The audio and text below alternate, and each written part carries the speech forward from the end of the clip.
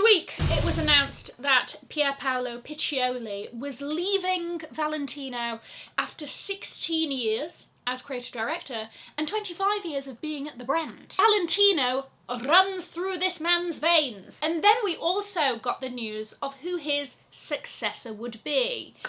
A man that single-handedly turned Gucci around. A man that, very obviously, I have a lot of respect for, Alessandro Michele, who, as of November 2022, I believe, was announced to be leaving Gucci. And since then, everybody's been speculating where is he going to go, because he has a very sort of, we've come to know him to have a very specific sort of design style.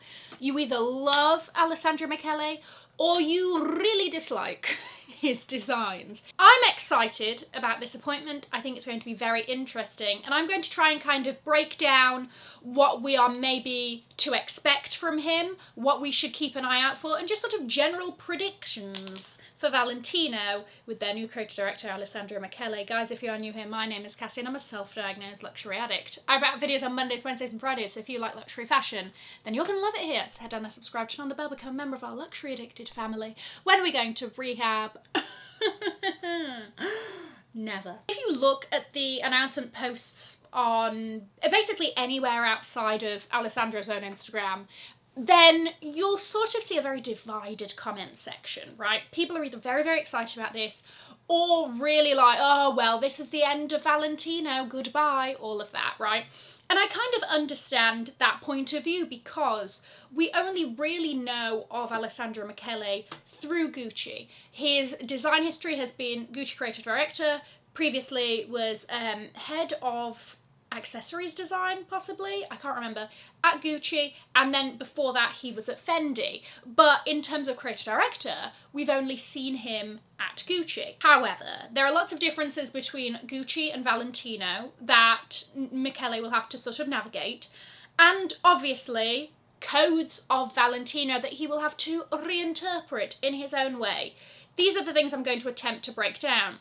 The first difference I kind of wanted to highlight, that Valentino is a much smaller brand compared to Gucci. The last reported figures of Gucci brought in 10.5 billion euros worth of sales, whereas Valentino brought in 1.4 billion in their last reported, which I think was 2022. So Valentino is a tenth of the size in terms of sale of the house that Gucci is. However, whilst smaller, this may be a very big reason as to why they've brought in Michele.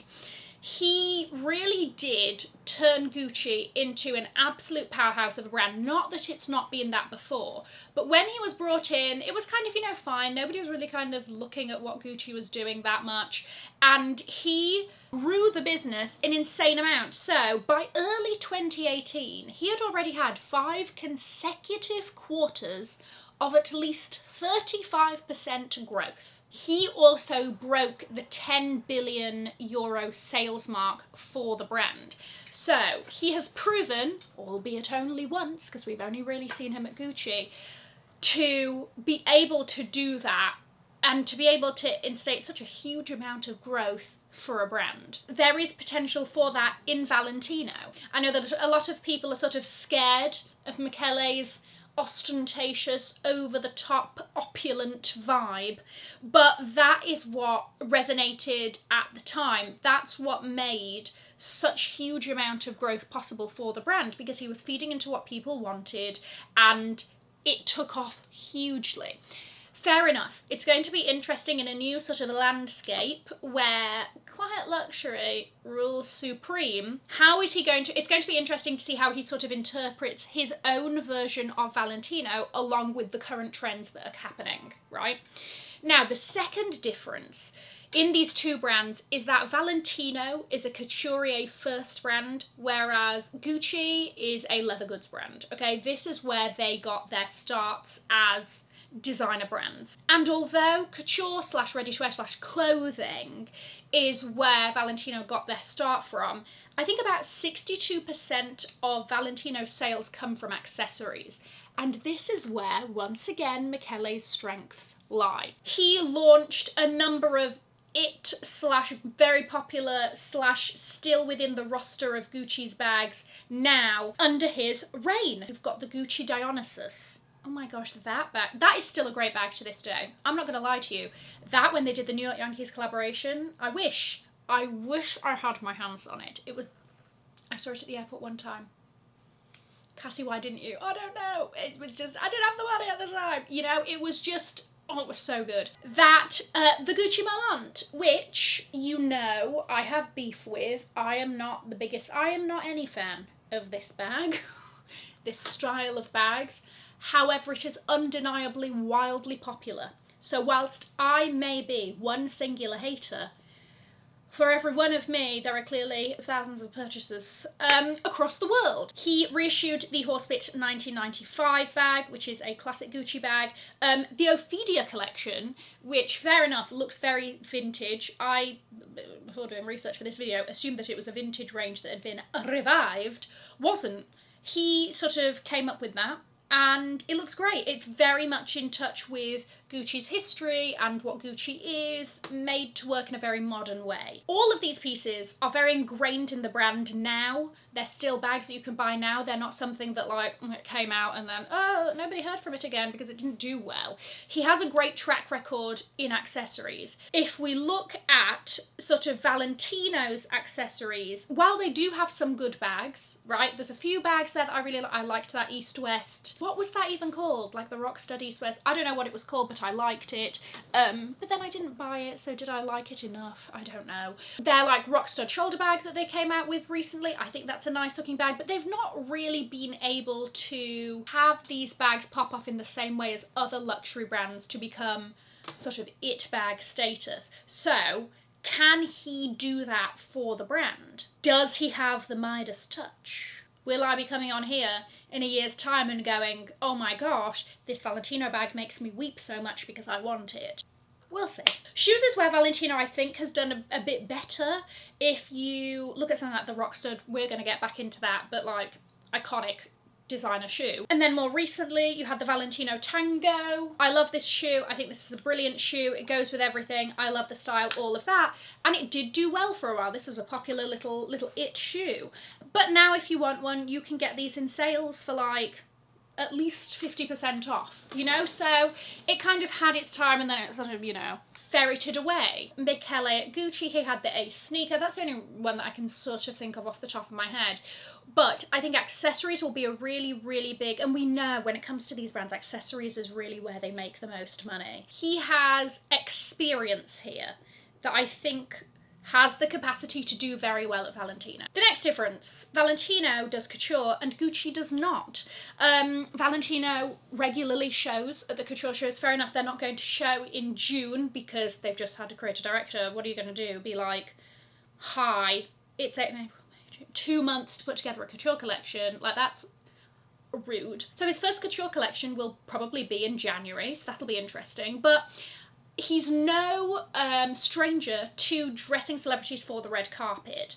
And this, not that I know the ins and outs of how couture is made and the artisanal, you know, creativity and the ins and outs, but it's a similar sort of, no, Cassie, don't say it. I was going to say it's a similar skill set. It's not a similar skill set. What I'm trying to say is that I think this is something that he would really enjoy and really push the boundaries with that kind of over-the-top grandeur that comes with couture that he can now do because it's Valentino and Gucci doesn't do couture, right? But there have been previous designs of his for Gucci that many celebrities have worn down the red carpet that lean very much more down that route. There is one dress, I still think about it, it was amazing, I'll put a picture of it, that was from his, I think it was a cruise collection. Glorious, stunning, loved every second of it. It was grand, it was over the top, it was sexy.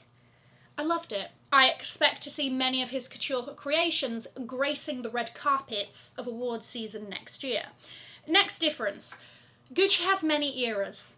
Well, Valentino has really only had one. WWD did a whole article on Michele's appointment, and a source in that article, it just says a source, mentioned this, and I thought that it was quite interesting. Gucci has lived many lives. The Tom Ford era, you got the Michele era, you got the Sabato era, and so on and so forth, right?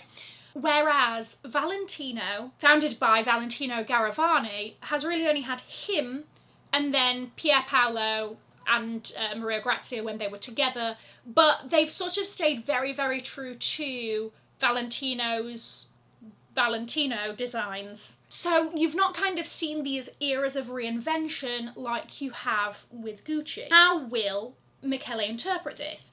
But then again, I don't think these two brands are worlds apart. I think that Valentino also has these designs that are feathers and opulence and over the top and, you know, statementy, which is very much his vibe. Fair enough. Is it quite to the level of what he was giving us for Gucci, where, like, you know, sometimes it was hard for the eyes to focus?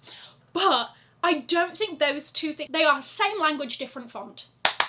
That is I'm going to stick by that. Alessandro Michele's Gucci and Valentino are same language, different font. I think that this has the capacity to do well. Or at least I hope so. One thing that we know that Michele will do is dip into the archives, reinterpret codes of the house.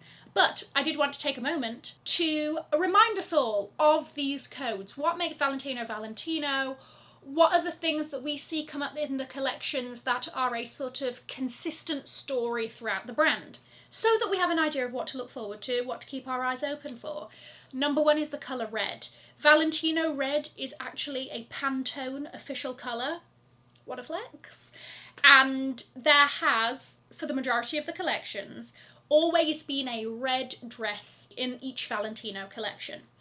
For the 40th anniversary of the brand, they did 40 red dresses as part of that collection, and when Valentino Garavani stepped down from his creative director role, the entire collection was red. Fair enough. In the most recent collection, which was all black, and the PP Pink collection, we don't really say that. But generally, this is a thread. If you go and shop at Valentino, the bags are red. If you buy a pair of shoes, the box that the shoes are in are Valentino red. So I think that that's an interesting layer to play with. Colour is a big thing for Valentino, because we have another example of this. The rock stud. You are either sick and tired of the rock stud, or sick and tired of it but can respect it, or absolutely worship the ground it walks on. This was specifically the shoes, have been hammered into our fashion memories. Some people may even wake up in the middle of the night having nightmares of the rock stud. It plagued our eyes. This debuted in 2010. It was everywhere. It was the it shoe. If you didn't have a Valentino rock stud, who the hell were you? I did not. But it was huge, absolutely huge. Since then, it's been sort of reinterpreted into bags, accessories, costume jewellery, sunglasses, so on and so forth. I really am interested to see where and how Alessandro Michele takes this, reinterprets it, makes it fresh, because I feel like maybe it can do a bit of that, just like a little bit of freshness, you know, a little bit of a Febreze on the top of it to give it a little polish, maybe even, so that it sparkles once again. It's just such an interesting element that can be done in so many ways, but how do you do it in a way that feels unexpected and like, oh my gosh, what a fun little way to do that. Valentino PP Pink. This was it was sort of in collaboration with Pantone in Fall/Winter 2022. How could we forget? Once again, burned into our memories, this particular shade of hot pink. Is it too early to reference it? Maybe, but is this something in future collections that he might just, you know, dip back into, give us a little pop? I don't know. The other thing that I think of when I think of Valentino are 3D florals, right? Kind of like rose, camellia-y, kind of, I don't know, like flowers.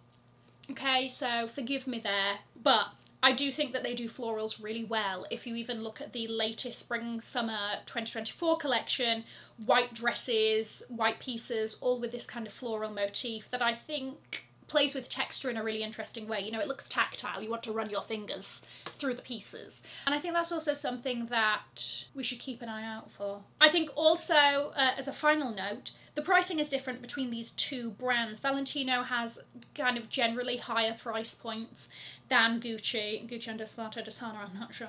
But, and as we know, pricing in general for luxury things has been a different topic in itself, but it will be sort of interesting to see what does the pricing look like. I'm excited, I think, but also I'm not a Valentino girl, as in I've bought the most popular piece that they maybe have. Is that my only that's my only Valentino piece? Is it? No, I have sunglasses, but you know, I'm not somebody that, you know, has particularly been obsessed with the brand, but I'm excited. Please don't let me down so that I don't look like an idiot on the internet. But I think that this could be really exciting and really refreshing, and I'm looking forward to it. What do you think? I'm going to leave a link to another video over here in case you haven't already seen it. Have an amazing morning, afternoon or evening, wherever you are. In the words of my father. If you've enjoyed it, tell your friends. If you haven't, keep your mouth shut. I'll see you in my next video. Bye guys.